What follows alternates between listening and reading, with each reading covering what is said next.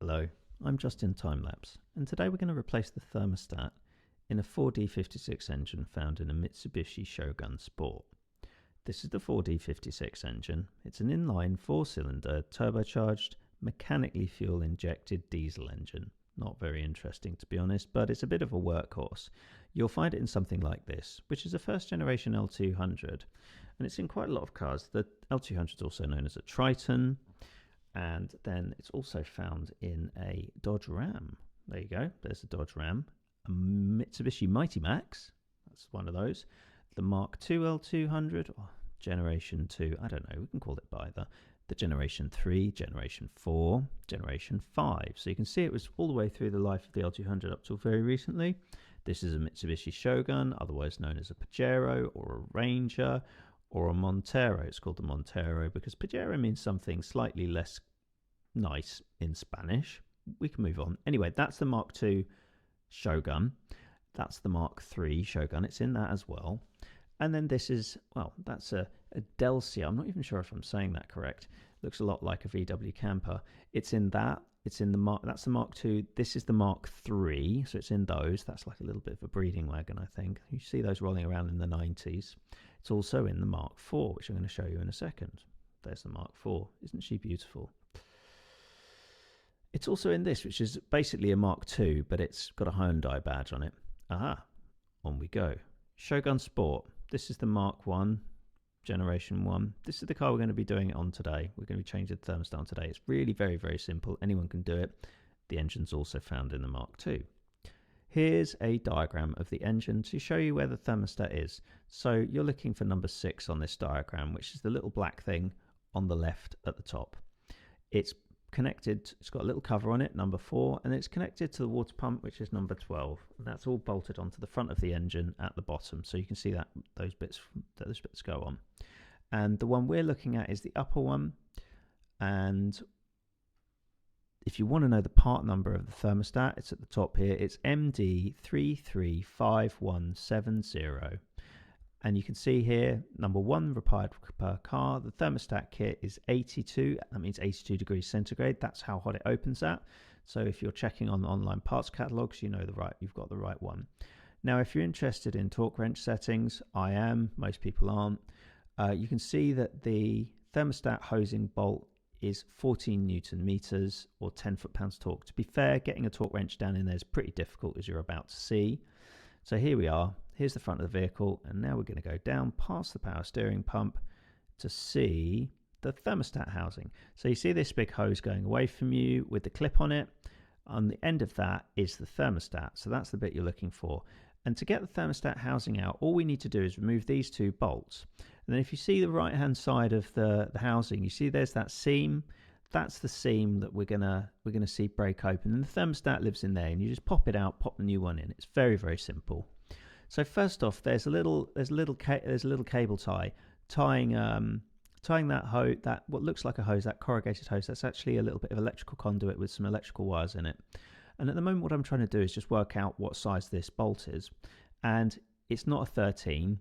It's also not a 10. It's actually a 12. So the tools you need for this are basically a 12mm spanner. You don't need anything else. You might also need a little bit of silicone sealant to put around the joint when you put the joint back together. I actually didn't use that because I don't think this has ever been apart before. The surfaces looked absolutely fine. So I've cracked off the top one, and now I'm trying to crack off the bottom one. Now space is a bit tight down the bottom here, as you can see, because all of these pulleys and what are they called? Mine's gone blank. All of these belts are in the way. So what we're going to do is we're going to try and use my little stubby spanner. They're my favorite little spanners, but it's not big enough. So you can see here that there is actually space to get this down here. And at the moment I'm trying to put a ratchet on. That's not going to work. So I'm going to faff around with that for a minute, and then I'm going to try something else which also doesn't work. So let's explain why I'm changing this thermostat at the moment. So I bought the car and I drove it home about 100 miles. And after about 60, 70 miles, I started to notice the needle climbing on hills. Now, these engines are very prone to overheating, and there's a variety of reasons why they might overheat. including head gasket failure, which is probably what this is, but I'm just working my way through the easy things first of all. Blocked radiator and thermostat not opening. Now, when I pulled up to a stop to work out what was going on, why it was getting hot, I just absent-mindedly put my hand on the top hose, which is the one that you can't see right now, and then this bottom hose coming out of the water pump, and it was cold. And it was cold after an hour of driving, and I would have really expected the thermostat to have opened by then, so I was fairly convinced that the thermostat wasn't working. So I decided to change it. Right, so let's just move. Here's another angle, back to around here. And now we've got the little stubby on, and we've basically got that off, and we got that off by using the original spanner, put it back on, and then slip it in between the blades of the radiator fan. So now we're just using the little stubby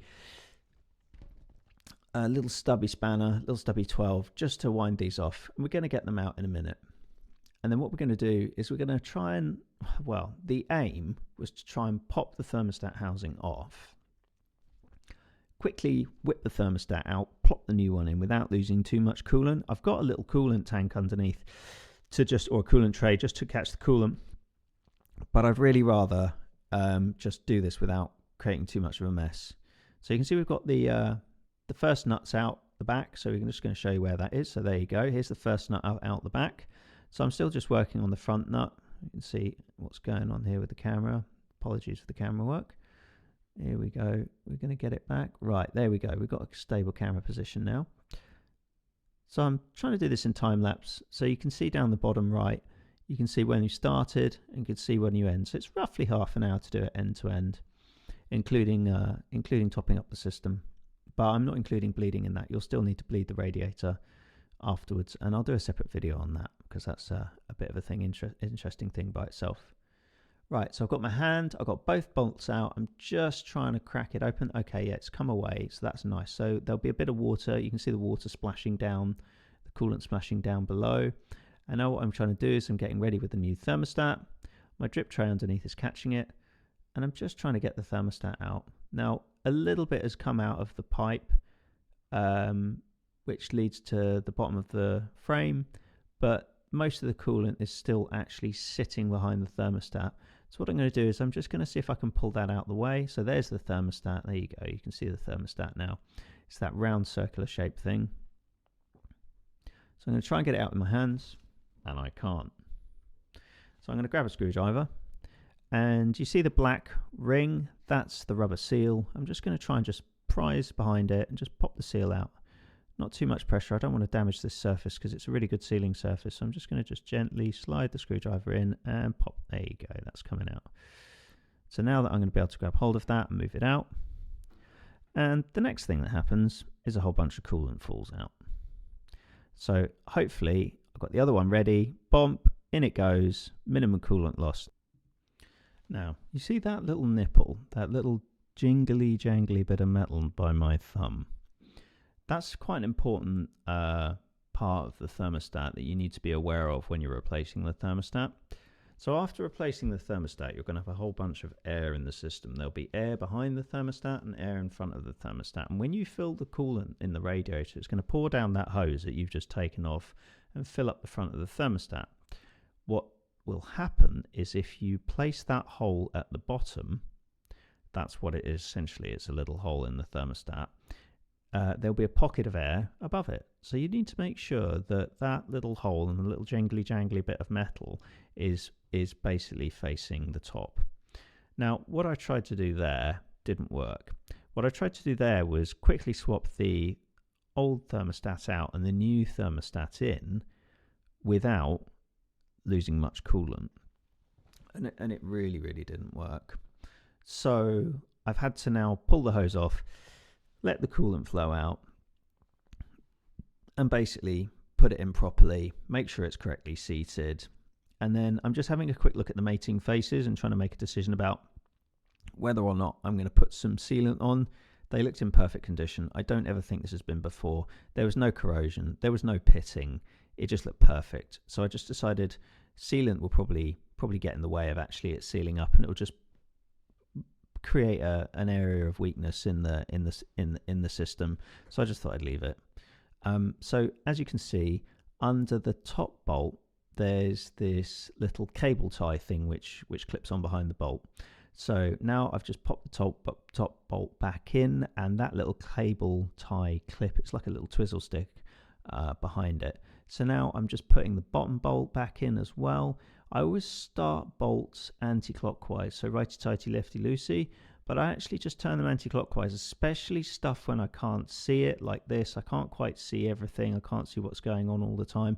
So I just by feel, by hand, I just rotate the bolt anti-clockwise until I feel a clunk, and that's when the threads are just dropping in dropping over the top and landing on the next thread down on the tip of the bolt. And then you can just rotate by clockwise by hand and just let the threads pick up and just make sure it's just running nicely, and do that before you stick anything else on it. It just saves on knackering bolt threads and knackering screw threads. Now I've got the 12 back on the top, and I'm just using the open-ended part of the spanner just to do it up. You can see that I've also got my fingers there just to guide the spanner onto the bolt. So I'm mostly doing this by feel. I can't really see what's going on here too well. So I'm just using my hands to feel what's going on, and my fingertips just to tighten the spanner up. It's getting near to nipping up now, and I just want to make sure, there you go. So I'm just winding up a little bit, give it a little tweak. Right, that feels fine. There you can see a really good image of the cable tie around the cable. So I'll just tighten that up later. So now what I'm doing is I'm just going back to the bottom one and just tightening that up, giving that a bit more welly. Make sure that's on because I didn't use sealant. And so remember, if you can get a torque wrench on there, it's 14 Newton meters or 10 foot-pounds of torque. And that's it, we're done. So from here, what I'm going to do is I'm going to take the drip tray, and all the people here telling me that I probably shouldn't be really losing coolant that's come out of the car. I actually get a little bit into this and realize there's some debris in there, and decide to go away and grab a filter paper, coffee filter paper, just filter it through that. So here's me just finishing up, and there you go, about half an hour. So I hope you found this useful. So thank you for watching, and next time I'll be looking at how to bleed the radiator. You've been watching Just in Time Lapse. Goodbye.